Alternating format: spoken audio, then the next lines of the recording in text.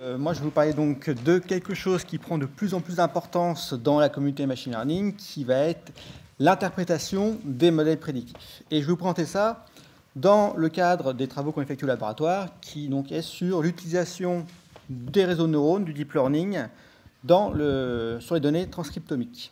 Alors, je vais tout de suite poser le cadre de nos recherches. Nous, au laboratoire, notre objectif, une des principales tâches qu'on essaie de faire, c'est de prédire des phénotypes à partir des données d'expression de gènes. Donc, on a un patient, on va extraire son profil génique et on va essayer de prédire du diagnostic, des réponses à des traitements ou du prognostic. Donc, pour cela, on va utiliser un modèle qu'on va apprendre avec des données d'apprentissage. Donc ça, en fait, cette tâche-là, ça fait déjà de longues années qu'on essaie de le faire. Il y a à peu près toute la littérature de machine learning qui a été appliquée à ce type de tâche. Mais nous, on va essayer d'utiliser le deep learning, qui est donc en fait, on va dire, la méthode qui est à l'origine du gros engouement qu'on a en ce moment sur l'intelligence artificielle. Et ça, actuellement, il y a très peu de travaux qui essayent d'appliquer donc ce deep learning sur ce type de données. Alors juste en deux mots, un deep learning, c'est des réseaux de neurones. Et un réseau de neurones, c'est simplement un modèle constitué d'un ensemble de neurones organisés en couches. Et chaque couche est connectée par des connexions. Donc, lorsqu'on met les données à l'entrée du réseau, les données se propagent à travers les couches jusqu'à la sortie qui va calculer la prédiction. Et donc, il y a beaucoup de problèmes à utiliser ces méthodes sur des données transcriptomiques. Donc, on a beaucoup de verrous scientifiques à lever. Alors, je vais vous parler, moi, juste du dernier, là, qui est en rouge, qui va être le problème de l'interprétation de ces modèles. On considère souvent ces réseaux de neurones comme des boîtes noires. Donc, je vais vous montrer un petit peu pourquoi. Alors, je pars sur un exemple concret. Voilà. Donc, on a récupéré dans notre laboratoire un jeu de données public de 14 000 échantillons sur différents types de tissus. Et à partir de cela, on a construit un réseau de neurones qui, à partir donc du profil d'expression génique, permet de prédire la présence d'un cancer ou pas, avec une précision de 95%.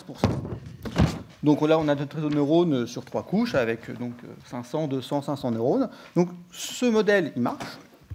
On est capable de le décrire mathématiquement, mais en réalité, on est incapable de donner une explication intelligible de la façon dont il fonctionne. On ne sait pas ce qu'il fait, concrètement. Alors, donc ça, c'est la base donc, de notre problème. Alors, voilà, je vais transiter sur les enjeux de l'interprétation. En fait, il y a plusieurs raisons pour lesquelles on veut interpréter ce modèle. Et l'un des premiers enjeux, donc, ça va être essayer de comprendre comment ce modèle fonctionne, comment il calcule ses prédictions, essayer de déterminer sur quel gène, sur quel neurone, sur quel élément biologique il se raccroche pour faire ses prédictions. Et ça, l'un des premiers intérêts de faire ça, ça va être d'identifier les biais dans l'apprentissage ou dans les données du modèle. Donc, pour illustrer ça, je vous ai mis un exemple assez classique dans le domaine, donc, qui est ici, là, où une équipe de chercheurs avait construit un réseau de neurones qui prenait en entrée une image et qui, en sortie, prédisait quel animal il y avait sur l'image. Et donc ce modèle marchait plus ou moins bien, sauf pour les chevaux, où il ne se trompait jamais. Chaque fois qu'il y avait un cheval sur l'image, le modèle l'identifiait. Alors les chercheurs ont creusé et ils ont utilisé une méthode d'interprétation qui permet de visualiser quel endroit de l'image le réseau regarde pour faire ses prédictions. Et ils ont constaté que chaque fois qu'on prédisait un cheval, le réseau regardait en bas à gauche. Toujours. C'est un petit peu bizarre, mais en fait, ils se sont rendus compte que dans leur base d'apprentissage, dans leur base de données, toutes les images de chevaux provenaient du même organisme, et il y avait le nom de l'organisme en bas à gauche. Donc, naturellement, le réseau a associé, quand il y a un cheval, c'est qu'il y a un truc en bas à gauche. C'était logique pour lui. Et ça, donc forcément, les prédictions étaient totalement biaisées, mais ça, on a pu s'en rendre compte qu'en essayant d'interpréter le modèle et ses prédictions. Donc voilà, ça c'est le premier enjeu, c'est d'essayer de comprendre si les décisions du modèle se basent sur des éléments qui sont cohérents avec les connaissances du domaine ou sur des artefacts de la base d'apprentissage. Donc le but, c'est d'améliorer la confiance en rendant le modèle plus transparent. Donc ça, c'est pour l'interprétation globale du modèle. Mais on peut aussi avoir des enjeux plus locaux au niveau de l'individu. Par exemple, on utilise notre modèle sur un patient particulier, on lui prédit un cancer. Et on doit être capable d'expliquer pour ce patient particulier pourquoi le modèle a prédit un cancer. Parce que le modèle, sur 2 patients différents sur lesquels il va prédire cancer, ne va pas prédire le cancer pour les mêmes réseaux. En fait, les données de chaque patient vont se propager différemment dans le réseau, et donc ce ne sera pas toujours les mêmes raisons pour lesquelles on va prédire une telle classe, ici le cancer. Et donc le but, c'est de comprendre, pour un patient donné, sur quel gène, sur quelle fonction biologique se base cette prédiction. Et alors, je rappelle aussi que maintenant, aujourd'hui, avec les RGPD, on est obligé de pouvoir expliquer les prédictions d'un système automatique. Et enfin, le dernier enjeu que je vais mettre en évidence, ça va être la proposition de nouvelles hypothèses biologiques. Imaginons qu'on a un modèle qui soit très bon pour prédire un certain type de maladie. Eh bien, en interprétant le modèle et en identifiant un ensemble de gènes sur lesquels le modèle se repose pour faire ses prédictions, eh bien, on pourrait supposer que donc, cet ensemble de gènes va être lié à la maladie qu'on étudie. Alors attention, là je mets des bémols, parce qu'encore une fois, comme on l'a dit précédemment, ces réseaux identifient des corrélations et pas des causalités. Donc il faut faire attention, mais ça peut donner des hypothèses pour les biologistes. De même, si on voit que sur plusieurs modèles, eh bien, on a un ensemble de gènes qui à chaque fois est regroupé dans les mêmes neurones, eh bien, là aussi on pourrait supposer que ces gènes sont logiquement proches, ou en tout cas complémentaires dans le cadre de la maladie qu'on étudie. Donc voilà, ça c'était pour les enjeux. Maintenant, je vais vous montrer concrètement comment nous, on a interprété notre réseau de neurones qui prédit le cancer. Donc je reprends mon réseau. Et donc on prend un patient donné, on met ces données à l'entrée du réseau de neurones pour avoir une certaine prédiction. Et le but, ça va être donc d'interpréter cette prédiction. Donc dans un premier temps, on va essayer d'identifier quels sont les gènes et les neurones qui sont le plus responsables, qui ont le plus d'impact sur cette prédiction. Alors pour faire cela, on va utiliser un algorithme qui va rétropropager la prédiction dans le réseau de la sortie vers l'entrée. Et à chaque couche, cette méthode va calculer une sorte de score de pertinence, une sorte de score d'impact pour chaque neurone et chaque connexion, et donc à la fin pour chaque gène du réseau, donc pour expliquer cette prédiction. Donc on va appliquer cette méthode sur tout notre jeu de données. Donc pour tous les patients, on va avoir un profil d'explicabilité, et donc on va pouvoir estimer quel est l'impact, la pertinence moyenne de chaque neurone et de chaque gène pour prédire cancer ou pas cancer. Alors quand on regarde ces résultats, on s'aperçoit que en fait, finalement, ces valeurs de pertinence sont quand même plutôt centrées autour de 0. Ce qui veut dire que finalement, notre réseau de neurones utilise quand même pas tant de neurones que ça, principalement, pour supporter ces prédictions. Donc on va réduire notre réseau de neurones uniquement à ces gènes et à ces neurones les plus importants. Voilà, on les a identifiés ici. Et ensuite, la prochaine étape, ça va être de raccrocher de l'information biologique à chacun de ces éléments, à chacun de ces neurones importants. Alors pour faire ça, donc par exemple pour ce neurone-là, on va réutiliser une méthode de rétropropagation, mais ce coup-ci sur la sortie de ce neurone-là. Et donc cette méthode-là va nous permettre d'identifier quels sont les gènes qui activent ce neurone-là.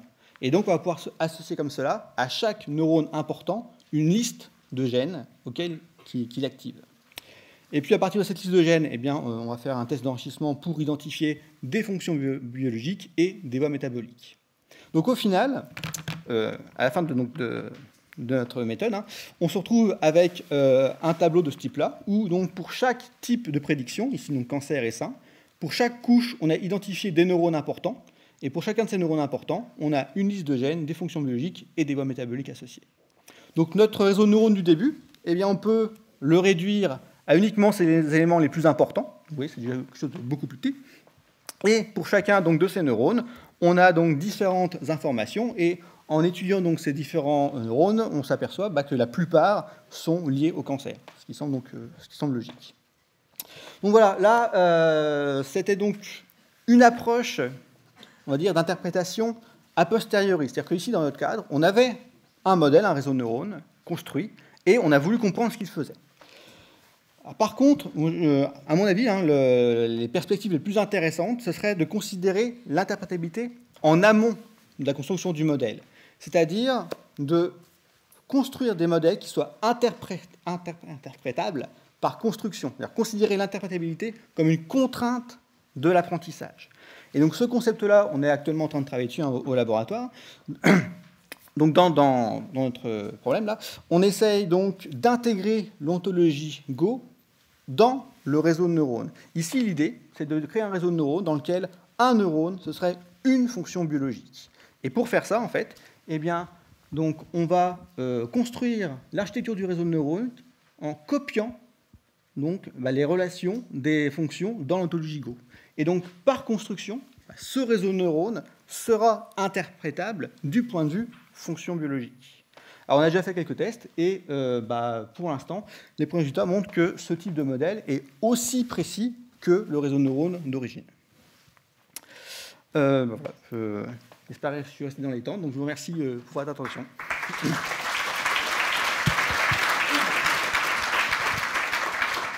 Véronique, un micro pour ceux et celles qui ont envie de discuter avec Blaise Anxar.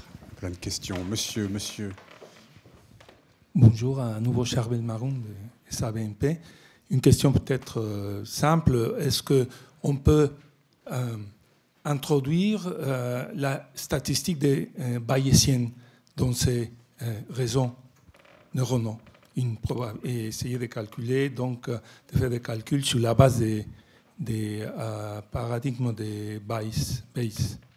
Alors, vous voulez introduire à quel niveau? C'est-à-dire au niveau des prédictions Oui, au niveau des prédictions, puisque vous faites le schéma inverse. Et aussi, on peut, avec la statistique des Bayes, calculer donc, ce type de probabilité.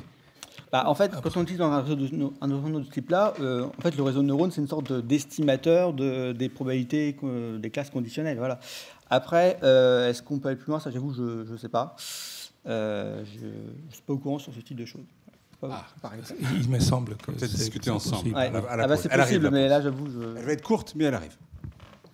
Jean Charlet, à PHP et INSERM. Dans votre dernier transparent, dans l'intégration de DIO dans votre modèle, est-ce que vous arrivez à coder la relation de subsumption, à prendre en compte la relation de subsumption? Pour l'instant, c'est très simple. On ne fait pas de différence entre les types de relations. Voilà, il y a un lien entre deux fonctions, on le code par une connexion. On n'a pas encore différencié ça. Effectivement, prochaine étape, après, sans doute, on essaiera de différencier les différents types de relations, mais voilà, on n'est pas encore là. Et une question qui suit là, est-ce que dans ce réseau phénotypique, est-ce que c'est plus facile de dégager des règles par LRP que dans le réseau de neurones sur le génome? En fait, oui, c'est plus facile parce qu'il y a avoir beaucoup moins de connexions et qu'il y a des choses. Mais après, dans ce type de réseau, il n'y a pas vraiment besoin de dégager des règles, puisque de toute façon, par définition, on va voir quels sont les neurones qui vont s'activer, particulièrement quand on fait une prédiction, et on saura donc quelle fonction est impliquée dans la prédiction. Non, je parlais des interactions entre les neurones phénotypiques, c'est-à-dire que les interactions entre les pathways, en fait, entre les fonctions. Les règles entre les fonctions. Les règles entre les fonctions. Alors, oui, effectivement, on peut faire une telle extraction de règles pour extraire ces relations-là, et ce sera effectivement beaucoup plus simple que dans le réseau de neurones d'origine, parce que ce réseau de neurones va être beaucoup plus léger en nombre de paramètres. Merci. Donc, oui.